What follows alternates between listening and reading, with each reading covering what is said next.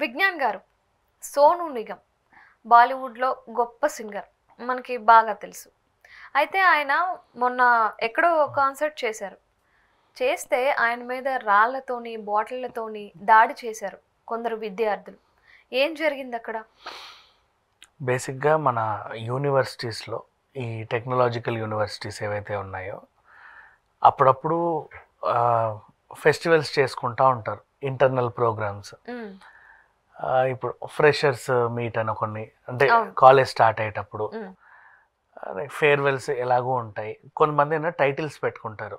ఇక్కడ ఢిల్లీ టెక్నాలజికల్ యూనివర్సిటీలో పెట్టుకుంది ఏంటంటే ఎంగీ ఫెస్ట్, ఈఎన్జిఐ ఎఫ్ఈఎస్టి 2025 పేరుతో జరుగుతూ ఉంది. మన వరంగల్ యూనివర్సిటీలోనూ అన్నిట్లోనూ ఉంటాయి ఇవన్నీ, ఎన్ఐఐటి, ఐఐటి.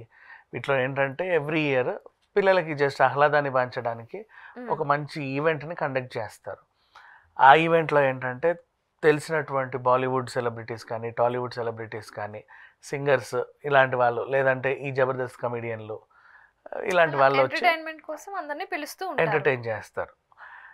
ఇక్కడ కూడా ఢిల్లీ టెక్నాలజికల్ యూనివర్సిటీలో సోను నిగమ్ని పిలిచారనమాట. తనేమో పాటలు పాడుతున్నాడు. కొంచెం ఇంకా పిల్లలు, అందరు పిల్లలే ఉన్నారు ఆ యూనివర్సిటీలో, వేరే వాళ్ళు అయితే ఆకతాయిలు వచ్చే అవకాశం లేదు. అండ్ పిల్లలే ఎందుకు ఆకతాయిలు అవ్వకూడదు? పిల్లలే అవుతారు అంతే కదా, ఆకతాయిలు అంటే ఎక్కడి నుంచో రాదు కదా. చదువుకున్న పిల్లలే మళ్ళీ వీళ్ళంతా. వారు చదువుకుంటున్నారో లేదో తెలియదు. బట్ జరిగిన విషయం ఏంటంటే సోను నిగమ్ పాడుతూ ఉంటే దూరం నుంచి రాయి విసిరాడు ఒకడు.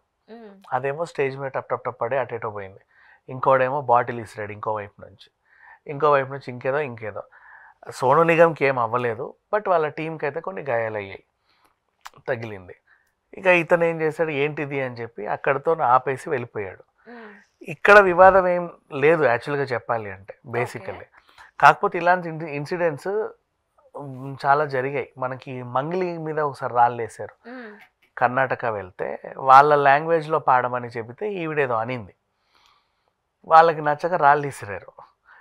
అండ్ ఇంకో చోట కూడా మన వేరే వేరే సింగర్స్కి, ఒక చోట ఏమైందంటే సింగర్ వేదిక మించి వెళ్తుంటే ఇట్లా తోసారు, ఆయన ఇలా పడ్డాడు. ఇంకో చోట మొన్న ఏఆర్ రెహమాన్ అస్వస్థత అయింది కదా, అంతకుముందు ఈయన ఒక మ్యూజికల్ కన్సర్ట్లోనూ కూడా ఇలాంటి డిస్టర్బెన్స్ అయింది. ఇప్పుడు మనకి ఇక్కడ కీరవాణి గారి ఇది కూడా ఒకటి జరుగుతుంది 22nd అనుకుంటా, 22nd or 23rd కీరవాణి గారు నెక్స్ట్ ఉంది.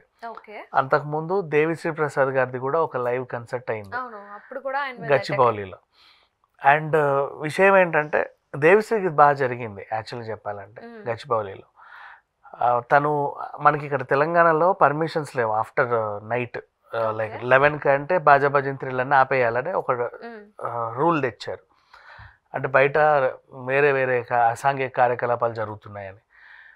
సో ఈయనకి ఏంటంటే మనకి మ్యూజికల్ కన్సర్ట్స్ నైట్ 2 వరకు ఉండాలి కదా ఖచ్చితంగా, లేకపోతే అది మ్యూజిక్ లాగా ఉండదు.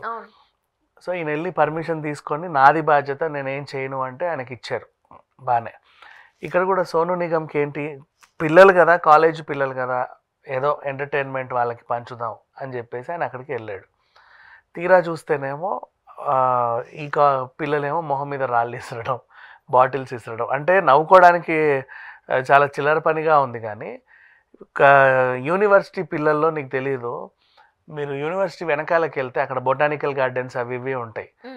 ఎక్కువ ఈ మత్తు పదార్థాలు, బీర్ సీసాలు, ఇంకా ఏవేవో హాస్టల్లో ఉండాల్సిన బెడ్లు అక్కడ చెట్ల పైన ఇలా డిఫరెంట్ కార్యకలాపాలు చేస్తూ ఉంటారు.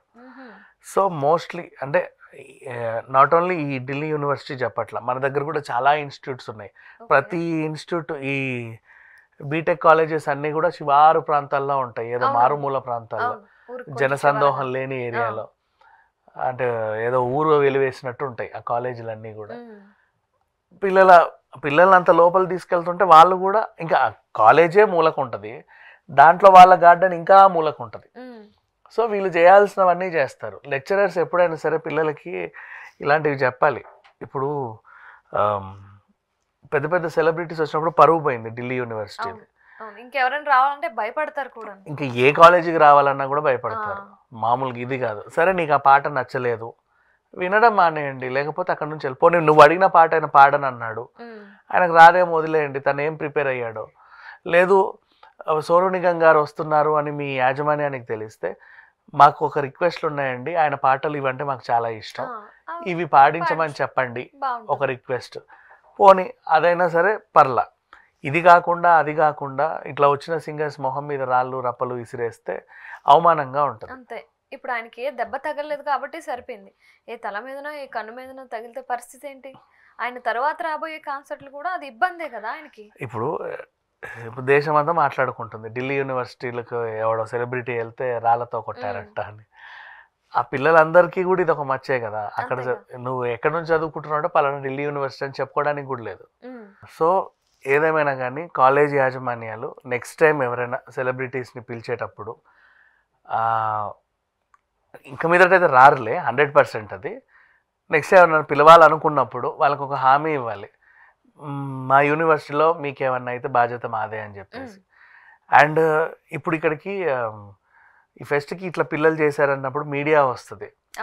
అంటే వీళ్ళంటే పిలిచి ఒక ఈవెంట్ని చేసి ఒక 25 లక్షలు 50 లక్షలు ఖర్చు పెట్టి, అవుతాయి ఖర్చు కూడా, ఎందుకంటే ఈవెంట్ అంటే అవన్నీ తేవాలి కాబట్టి ఖర్చు పెట్టి కాలేజ్ పరువు తీసుకున్నట్టు అయిపోయింది. Thank you so much.